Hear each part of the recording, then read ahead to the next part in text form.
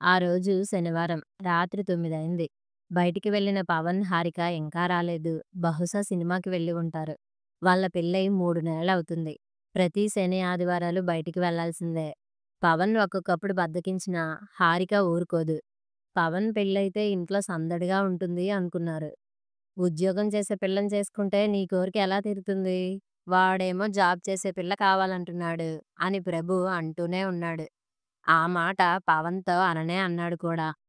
వాడు నవ్వుతూనే తన నిర్ణయం చెప్పేశాడు. అమ్మా! సందడంటే శని, ఆదివారాలు ఇంట్లోనే ఉంటాం కదా! జాబ్ చేసే అమ్మాయిల్లో చురుకుదనం, అందరితో సోషల్‌గా మూవ్ అయ్యే మనస్తత్వం ఉంటుంది. ఇంట్లో ఉండే అమ్మాయిలు తన ధ్యాసంతా మా మీదే ఉంటుంది. వాళ్ళ మైండ్ చాలా నేరో ఉంటుంది. కొంచెం ఆలస్యంగా వస్తే ఇల్లు పీకి పందిరేస్తారు. ప్రశాంత్ అన్నయ్య మిసెస్‌ని చూస్తున్నాం కదా! ఓహ్ గాడ్! డౌటే లేదు. జాబ్ చేస్తున్న అమ్మాయినే చూడండి ప్లీజ్ అని తండ్రితో అన్నాడు. మా బావగారి అబ్బాయి ప్రశాంత్ భార్య చదువుకుంది. తను జాబ్ చేయనని పెళ్లికి ముందే చెప్పేసింది. అమ్మాయి బాగుంటుంది అని చేసుకున్నారు. ఆఫీస్ నుండి లేట్‌గా రాకూడదు. లేడీ కొలీగ్స్‌తో మాట్లాడకూడదు. అతని సెల్ ఫోన్‌ని కూడా చెక్ చేస్తూ ఉంటుంది. ప్రశాంత్ చాలా అందగాడు. పవన్ లాగే ఉంటాడు. అతని మీద ఎందుకో ఆ అమ్మాయికి అనుమానం.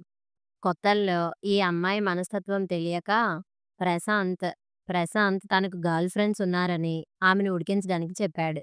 అప్పటినుంచి ఆ అమ్మాయి వాడిని విసిగించడం మొదలుపెట్టింది. వాడు పవన్‌తో అన్నాడట. ఇంట్లో తీరిగ్గా ఉండి ఇవే ఆలోచిస్తూ కూర్చోవటం వల్ల వికృతమైన ఆలోచనలొస్తున్నాయి. నువ్వు మాత్రం జాబ్ చేసే పిల్లనే చేసుకో అని. ఆ మాటలు వీడిలో నాటుకుపోయాయి. అది సంగతి. భారత్ మ్యాట్రిమోనీలో రిజిస్టర్ చేశాడు పవన్. చేయగానే 2 రోజుల్లోనే 3, 4 సంబంధాలు వచ్చాయి. అవి చూసి ఆలోచించే లోపులోనే హారిక తండ్రి ఫోన్ చేశాడు. మ్యాట్రిమోనీలో చూసి ఫోన్ నంబర్ సేకరించి చేస్తున్నాను అని చెప్తూ వాళ్ళ అమ్మాయి వివరాలు ఇచ్చి జాతకం సరిపోతే తను వచ్చి మమ్మల్ని కలుస్తానని చెప్పాడు. వాళ్ళ అమ్మాయి రిజిస్టర్ చేసుకున్న ఐడీ ఇచ్చాడు. అమ్మాయి బాగుంది. బీటెక్ చేసింది. వివరాలన్నీ పవన్‌కు నచ్చాయి. తీరా జాతకాలు కలిసి ఆయన వచ్చి కలిసాక తెలిసింది. ఆయన, ప్రభాకర్ విజయవాడలో ఒకే బ్యాచ్‌లో డిగ్రీ చేశారని. ఒకరినొకరు గుర్తుపట్టుకున్నారు. ఇంకేం హారిక మా ఇంటి కోడలయింది. హారిక సన్నగా, పొడుగ్గా, తెల్లగా తీగలా బాగుంటుంది. పవన్ 6 అడుగుల పొడవు, చక్కటి కళాయిన మొహం. రంగు కొద్దిగా తక్కువైనా చూడగానే అందగాడు అనిపిస్తుంది. నెలకు 50,000 జీతం, సాఫ్ట్‌వేర్ ఇంజినీర్. సొంత ఇల్లు.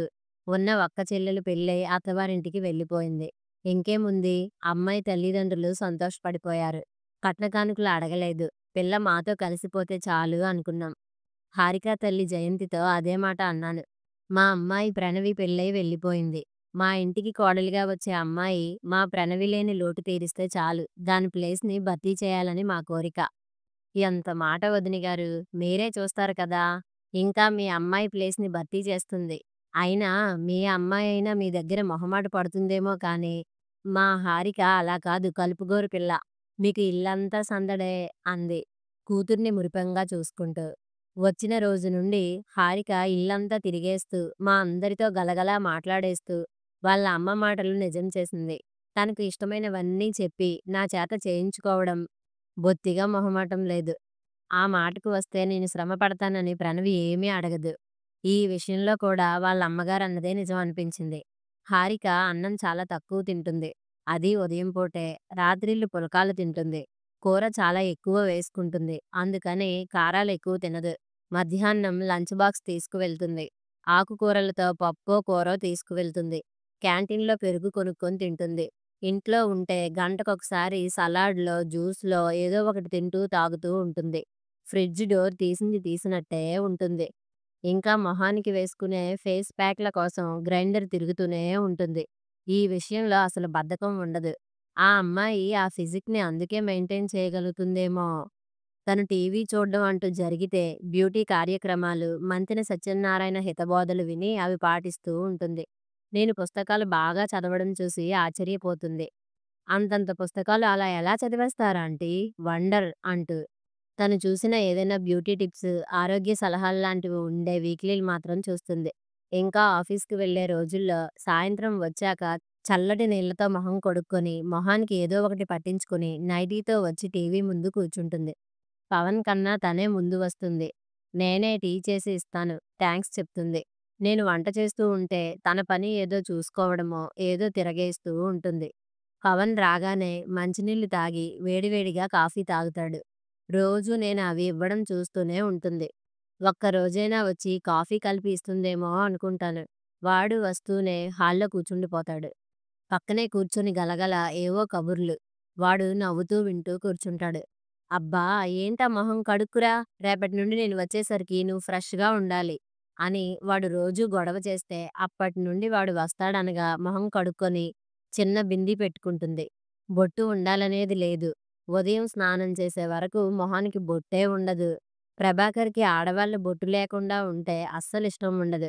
కోడల్ని ఏమీ అనలేక నాతో చెప్తారు. నేనేం చెప్పగలను? నాకు చెప్పాలనే ఉంటుంది. హారిక వాడు వచ్చేటప్పటికి చక్కగా చీర కట్టుకొని, పూలు, బొట్టు పెట్టుకొని ఉండు. వాడు రాగానే మంచినీళ్ళు, కాఫీ కలిపి తీసుకెళ్ళి ఇచ్చి, అప్పుడు పక్కన కూర్చొని మాట్లాడు అని. కానీ చెప్పలేను. ప్రణవి అలాగే ఉంటుంది. అతనికి అంటే అల్లుడికి నైటీలు అవి ఉంటే ఇష్టం ఉండదు. జాబ్ చేయడం ఇష్టం లేదు. పెళ్లి కాకముందు చేసినా, పెళ్లయ్యాక మానేసింది. హారిక నోరారా అత్తయ్య అని పిలిస్తే బాగుండును అనిపిస్తుంది. కానీ ఆ అమ్మాయికి ఆంటీ అని పిలవడం అలవాటు. పవన్ ఆఫీస్ నుండి వస్తూ నన్ను కూడా పలకరిస్తాడు. పొద్దున్నే కూర ఏం వండావు అంటాడు. వాడు లంచ్ ఆఫీస్‌లోనే చేస్తాడు. అక్కడ శుచిగా, రుచిగా చేస్తారని అంటాడు. నీ కోడలు బాక్స్ పట్టుకెళ్ళిందా అని అడుగుతాడు. ఏం వండానో చెప్పాక నా వంటలన్నీ తనకి ఇష్టమే అంటాడు. ఏం పప్పీ అమ్మ వంటలు తిని కాస్త లావైనట్టున్నావ్ అని ఏడిపిస్తాడు. హారిక తల్లి ఆ పిల్లని పప్పీ అని పిలుస్తుంది. ఏం లేదు. నువ్వే లావయ్యావు. ఆంటీ మీరు నూనె ఎక్కువ చేయకండి. పవన్‌కు ఒళ్ళు వచ్చేస్తుంది. ఆ పొడవు మీద ఒళ్ళు వస్తే పెద్దవాడిలా ఉంటాడు అని తను కూడా ఉడికిస్తుంది వాడిని. ఏ అప్పుడు మీ నాన్ననని అనుకుంటారు జనాలని భయపడుతున్నావా? అంటాడు. అంతే కదా మరి అంటుంది. దాంతో వాడు కొట్టడానికి లేస్తాడు. ఆ అమ్మాయి ఇల్లంతా పరిగెడుతూ, తిరుగుతూ బెడ్‌రూమ్‌లోకి వెళ్తే వాడు వెళ్తాడు. కొత్తల్లో అందరం కలిసి భోజనం చేసేవాళ్ళం. ప్రభాకర్‌కి రాత్రి 9 కల్లా భోజనం చేయడం అలవాటు. ఆఫీస్ నుండి రావడమే 8 అవుతుంది. ఇంకా టీ, కాఫీలు ఏం తాగరు. వాళ్ళకి అంత తొందరగా తినబుద్ధి కావడం లేదేమో! హారిక చెప్పేసేది. మీరు తినేసేయండి ఆంటీ. మేము తర్వాత తింటాం అని.